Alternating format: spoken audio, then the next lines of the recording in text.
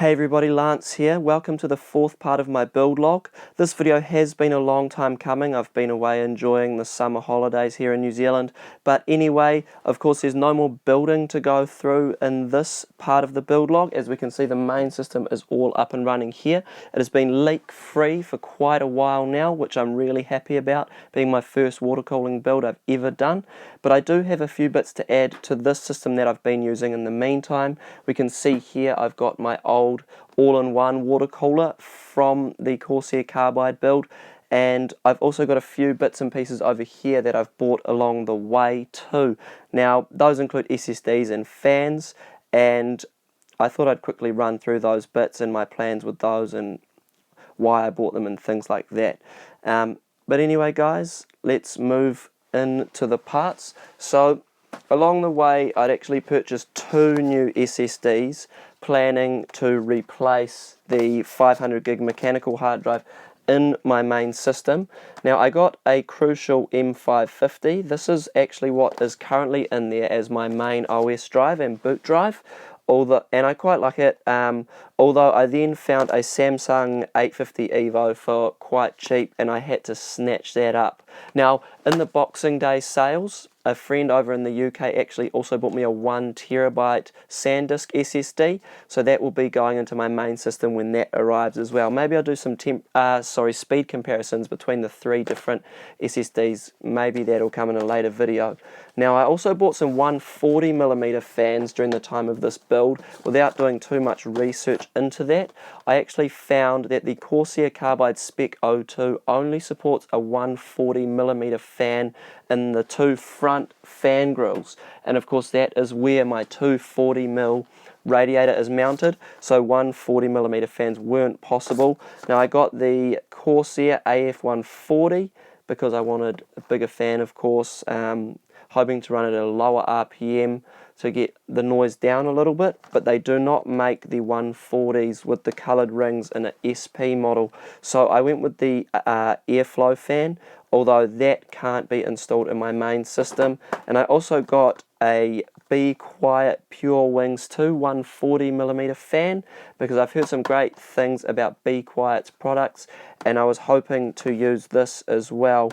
A nice quiet fan in the system, of course. One of my aims of the water cooling was also to try and get a little bit of system noise down, which it definitely has, by the way. But I thought I'd put these 140mm fans into this system while I'm also adding this.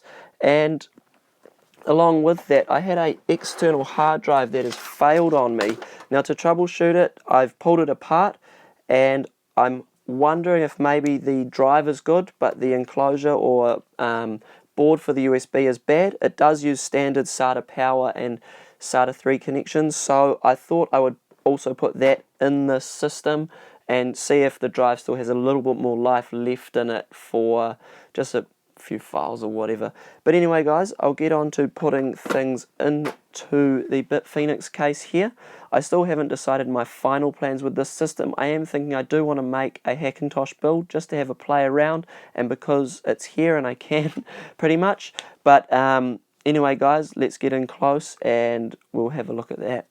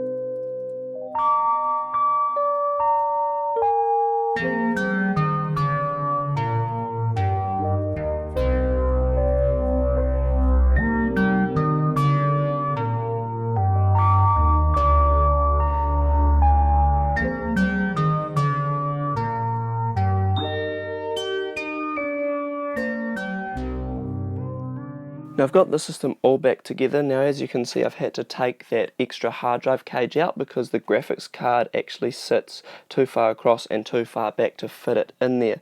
So what I've actually done is on the back panel of this case, I don't know how well you can see that, but there is a back wall where you can mount SSDs, and that's worked really well with the SSD as well as with the broken plug that's on there. The cabling works perfectly for it to fit nice and securely in there, where normally it would be quite loose in a cage like this.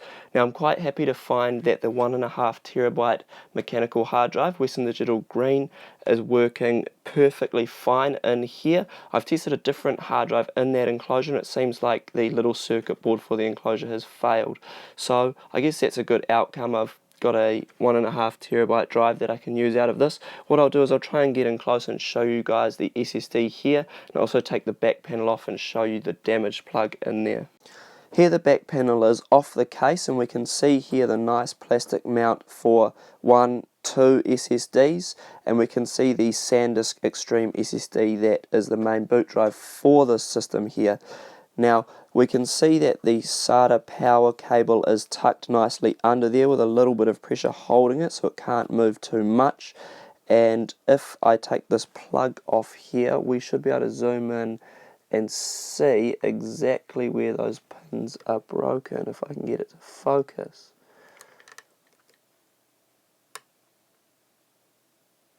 So it's a little bit hard to focus on and see, but we can see that part there where the SATA data connector is got a plastic clippy type part there, and this is simply just the pins sitting free. So if I'll try and get us in a little bit closer, we can kind of see it there, simply just the pins.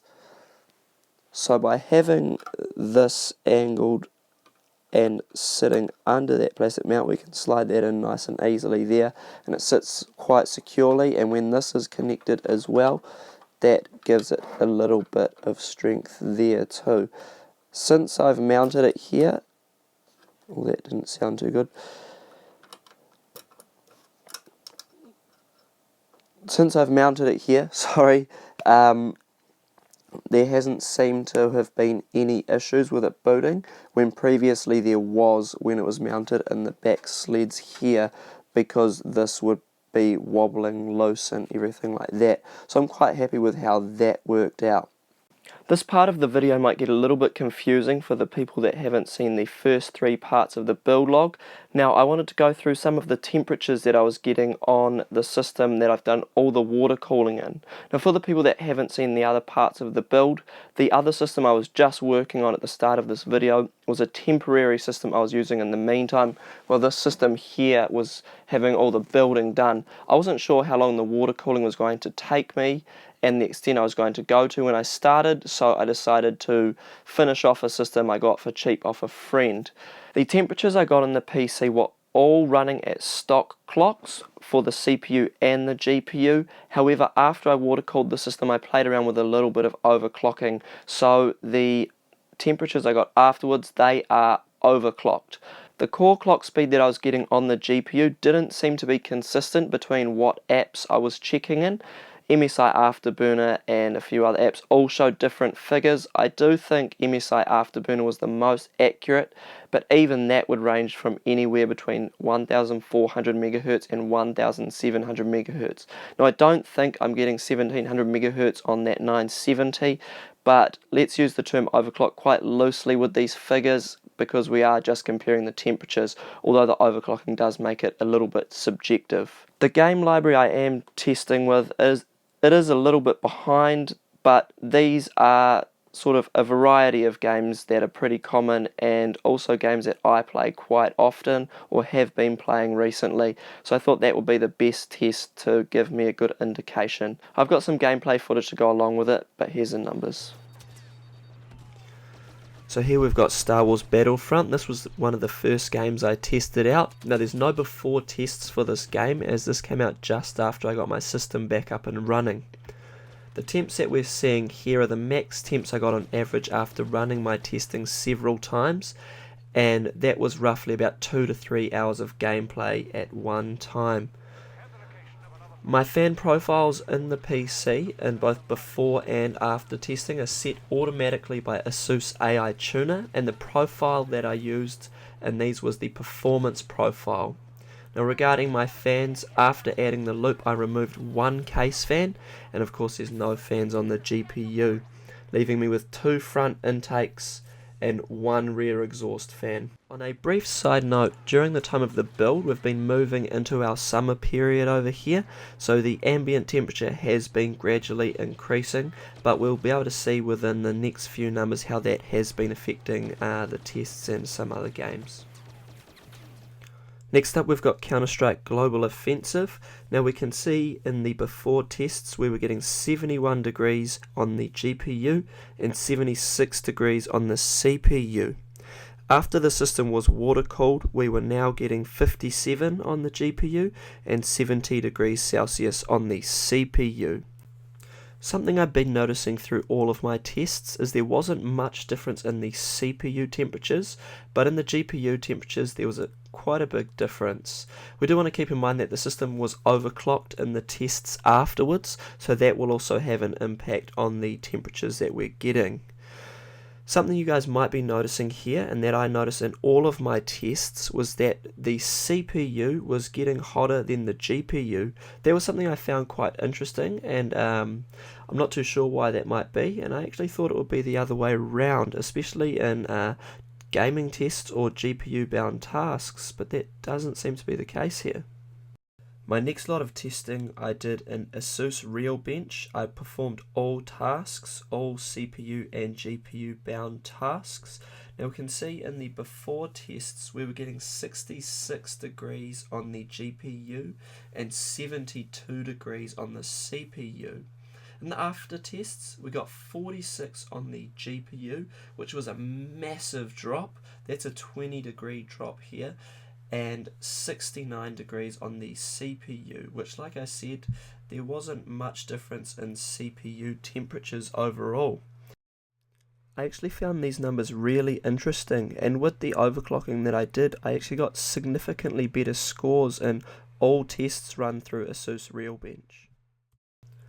These numbers here are the idle temperatures after max load. So these numbers I gathered after running ASUS Realbench and then leaving the system to idle for 10 minutes after that. This was exactly 10 minutes and then I checked in the numbers. So before we were actually getting higher idle temperatures on the GPU than the CPU, at 47 degrees on the GPU and 40 on the CPU. After water cooling, at idle, after max load, we were getting 33 degrees on the GPU and 38 on the CPU. Now, on all these tests, at least afterwards, I know I've mentioned it before, but I still find it really interesting. The CPU seems to be hotter than the GPU, which I was completely surprised by. I thought it would be the other way around. Now the next part of this, I was going to cover Metro 2033 Redux, although I don't have any footage of that, but I'll explain why at the end of this video. I do apologise for all the CSGO footage. This was the last test I ran, and this was in Metro 2033 Redux. Now, in the before tests, we were getting in the high 60s in both the CPU and the GPU, with the GPU sitting at 67 degrees and the CPU sitting at 65 degrees Celsius. In the after tests, we got quite a significant drop on the GPU to 53 degrees Celsius, and on the CPU we got a very small drop of 2 degrees to 63 degrees Celsius. Now, some of you may be wondering why I didn't use Metro Last Light and use the built-in benchmark. There's actually a pretty funny reason behind that. Well, some of you might find it funny anyway. I had planned to download that, and I simply double-clicked the wrong one in Steam, and just with our terrible data caps over here in New Zealand of only 80 gig a month, I didn't want to spend another 10 or so gig re-downloading another Metro game, so I thought I'd just manually do these tests the same method I mentioned at the start, by running the game for about 2 to 3 hours, or playing the game for 2 to 3 hours, and recording the numbers from MSI Afterburner. So there you have it, guys. Those were the numbers, and due to the overclocks the tests were a little bit subjective, but I did get much better performance with a lot less system noise overall, which I was really happy about. As well as that, the temperatures of course were also a lot lower, or in some cases only slightly lower, still lower, so I was happy with that. And of course I got higher frames per second and better benchmark scores due to the overclock, so I definitely am happy with having done this, and I think it is an awesome way to cool your PC, and it also looks awesome. Now after the whole experience, I think water cooling with the EK Waterblocks X240 kit was pretty simple and a lot of fun to do. I'm definitely sold on water cooling computers, and I think all my builds from now on I'll want to incorporate water cooling into. I mentioned earlier in this video that I wasn't able to get any Metro footage. Now that was actually because during the time I was making this video, the water pump in the loop actually died. It's completely dead. It doesn't power on, although it does have power and a good earth.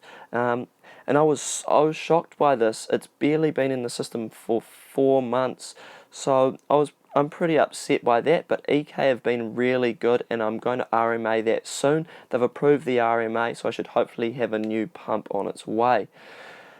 Now since this has happened, I'm planning to use it as an excuse to do some upgrades that I had planned for later down the line, but since I have to drain the loop, I thought I'd play around with some different coolant types. I'm quite liking the look of some of those opaque coolants that you can get out there, and I also wanted to get a case that was a little bit more water cooling friendly and a little bit bigger. As you can imagine, all the cables are squashed really tightly in the back of this case. There are a few other things that I wanted to do to it as well, but you'll have to stay tuned for those. Thanks a lot for watching today, guys. I know this video was a little bit of a longer one, and I hope I didn't bore you with all of those numbers earlier on. Now, before I went, I did want to let you guys know that I have made a Twitter. I don't know how to use it yet, but I'll put the link in the description down below, so be sure to follow me there, guys. And also take a look at my friend Never Say Die. He's made some of the songs for this, and also my previous video of the LED lighting. And of course, if you haven't seen them already, be sure to check out the first 3 parts of my build log. Thanks a lot for watching, guys. I'll see you on the next one.